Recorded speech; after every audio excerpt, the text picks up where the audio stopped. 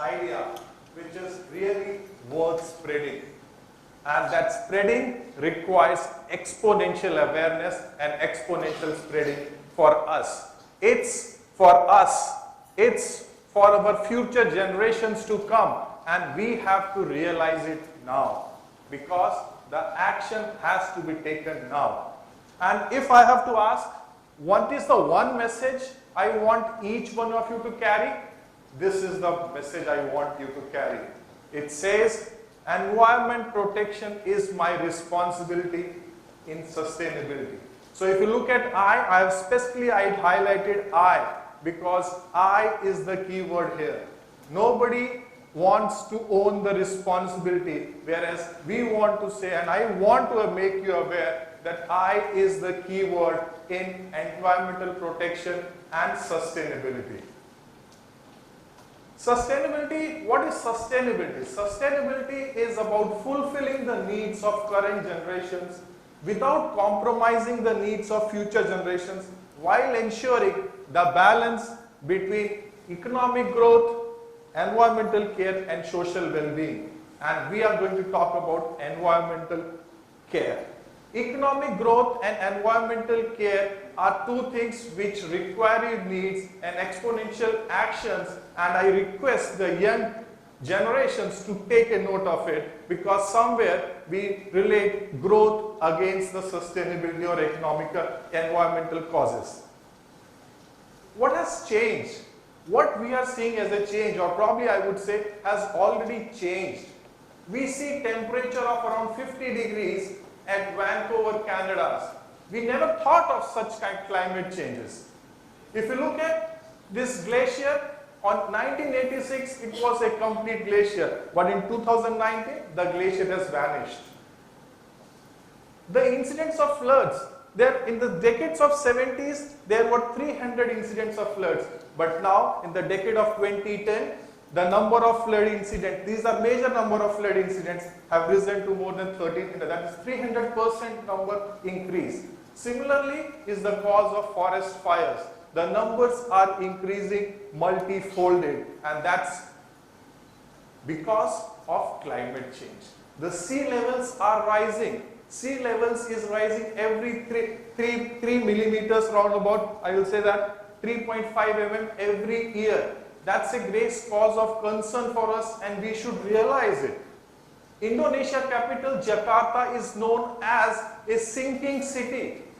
The country is planning to shift the complete infrastructure from Indonesia, Jakarta, to a different city.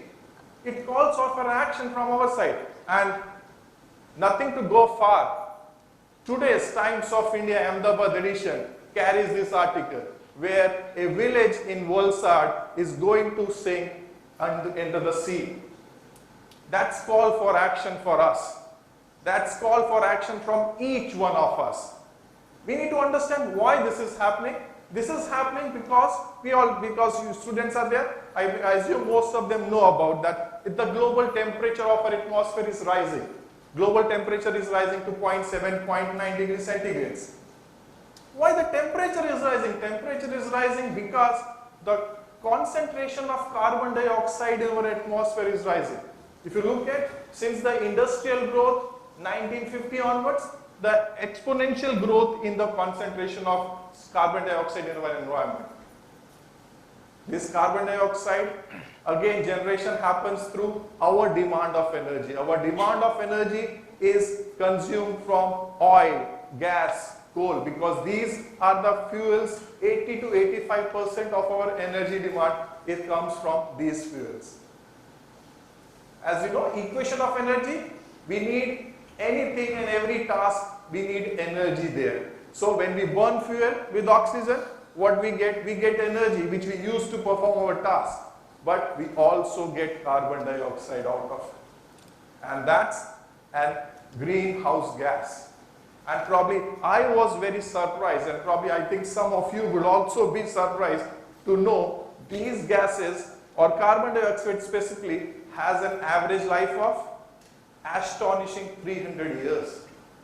So if 1 kg of carbon dioxide is emitted, it stays in our environment, atmosphere for 300 years.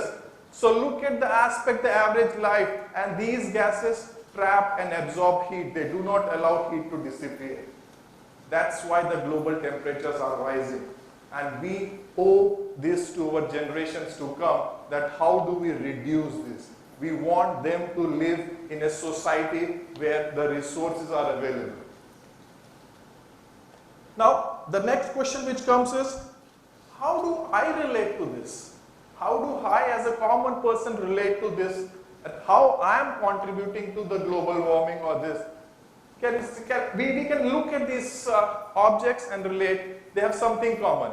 We, some or the other, single, daily, or each and every item we use it. We use them in our daily lives.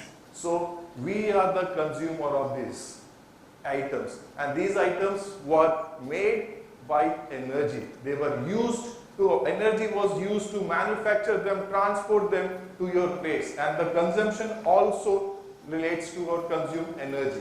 So if you are a direct user of energy, that's about food, travel and electricity. Or if you are an indirect, wearing clothes, building roads, contributes to climate change?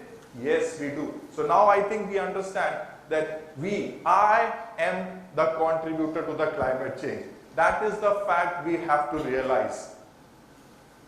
Which activities? Most of the activities, every activity which we do, and I don't say these activities are very important for our growth, but we need to understand growth at what cost. Growth with what consumes energy. We have to derive, and I call out to young people again, there is an exponential potential to identify a balance between exponential growth and sustainable resources. How do we achieve the growth which everyone wants? Everyone wants about growth. We have G20 meet, everyone talks about growth. At the same time, the leaders, countries are becoming serious about sustainable growth. That's where the action has to be taken. How do I know what is my carbon footprint? And this is I kept for especially for people, you know, to relate. How do I get related to this? What's my carbon footprint? How do I contribute? So this is a simple example that, okay, 1 kg of petrol burns or emits 3 kgs of carbon dioxide. 1 unit of electricity emits 1 kg of carbon dioxide. 1 LPG cylinder emits, or 1 kg of LPG emits 3 kg of carbon dioxide. So if I have to calculate or take a small example of just a common man, 10 liters of petrol per month they use 1 LPG cylinder and 200 units of electricity. I've been very conservative in identifying these resources because most of us use much more than this. Okay? So if we do that, it's a simple calculation. It comes out to be around about 272 kgs of carbon dioxide emitted monthly into the atmosphere, and that is going to stay for 300 years and stay there absorbing heat, raising global temperatures. What's the time to act? This is the time to act. We do not have time that we can push this to some other day.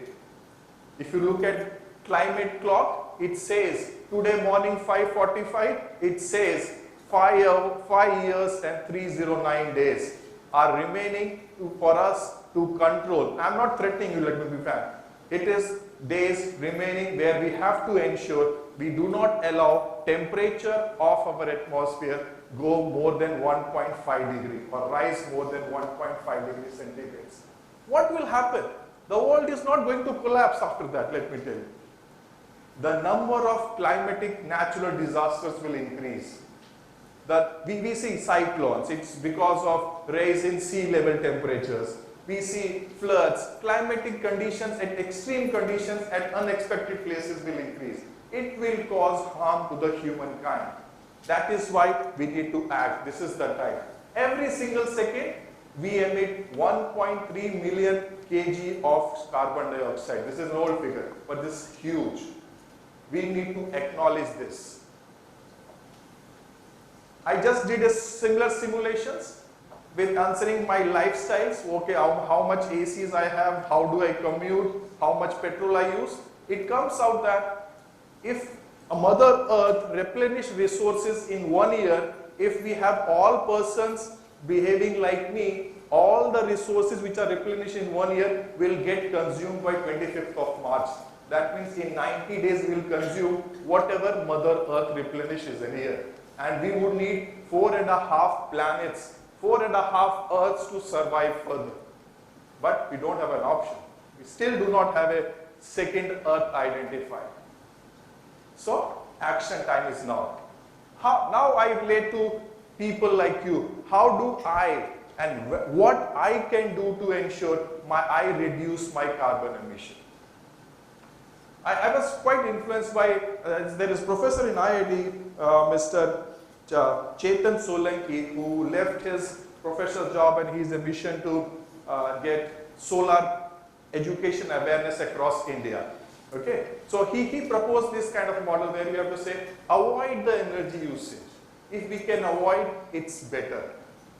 1 hour of air conditioning causes 1 kg of carbon dioxide emission. 1 hot bath of mine causes 1 kg of carbon emission, which is going to stay for 300 years. Can I look at options, or is it just a luxury? Even if I can afford, let me make a statement here, even if I have money and if I can afford, it's a crime for me to do an exuberant spending on energy. I can spend money, but I should not spend energy, because it's going to be a crime for my future generations. Minimize the use of energy consumptions. Go for appliances which are energy efficient. 5-star appliances, they consume 40 to 50% less kind of energy. Then generate locally. We understand if you have options, generate locally by wind or solar options of energy generation. If you don't, then look for an options of the suppliers who generate locally and provide you. Because, you know, in the thermal power stations where the power is generated, it travels hundreds of kilometers to get to your home. And there is losses at every substation where the energy gets transmitted or transferred. That is a precious resource we need to understand. For our approach, we should refuse the usage of plastics. Plastic is good for economy, but it is not good for environment. There is a scope of research there. What can be a sustainable alternative to plastic? It's definitely very good for, because of its quality, very good for the economy, but not for the environment. We should refuse those uses. We should reduce the use of throwaway devices, single-time uses, appliances or things. Reuse, try to reuse the things. If we can, we should do that.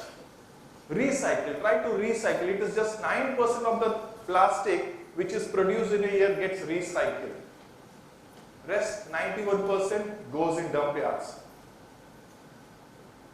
Sustainable living is another thing which I want you, and these are just small ideas. Everyone, this is a field which is really untouched, to be very frank. We need to have more ideas to promote this, spread the awareness. That is the first objective of mine coming here, spreading the awareness to everyone so that we can have sustainable living. Ride bicycles, have electric vehicles, promote electrical vehicles, they use less energy. That you go to public transport, use public transport. Choice of travel is important. We talk about traveling light for convenience. It's also very light for carbon emission. Every additional kg of weight which you carry in aircrafts results into 360 gram of additional carbon emission in those flights. So every kg counts. Sustainable diet. We need to ensure food. Generation of food also consumes a lot of energy. Be it dairy products or meat products, it consumes more. We need to ensure the less wastage of those. We need to ensure we try to shift to vegetarian diets. We need to ensure that we move to plate systems instead of fixed tray, because it is observed when you have a fixed tray, there is 32% of wastage which happens. So these are the small actions which we should take. Sustainable lifestyle. I have money, I have iPhone 13, iPhone 15 is coming, I will replace it. Give a thought. Give a thought. Any semiconductor chip which we make consumes hell a lot of water resources, other resources which are being used, energy consumed. I don't say if you need, you should have it. But look at extending the life of existing devices, give it to someone who needs it, so that they don't procure or make a system make demand and supply uneven. We should try to extend the life of those equipments. If my battery is not working, phone replacement should not be an option. I should look for replacing battery and extending the life of my equipment. That's why I said, if I have money, it does not entitle me or give me rights to use that resources. Use energy efficient appliances. We generally think it's government's job, correct? What I should do. But you see the time, it does not call for only government action. Everyone, we have to act on this. Governments are in our countries for 4 years, 5 years, government changes, policy changes. But our generations going to come are going to be ours. We are going to be liable for their future. So we have to call out for actions.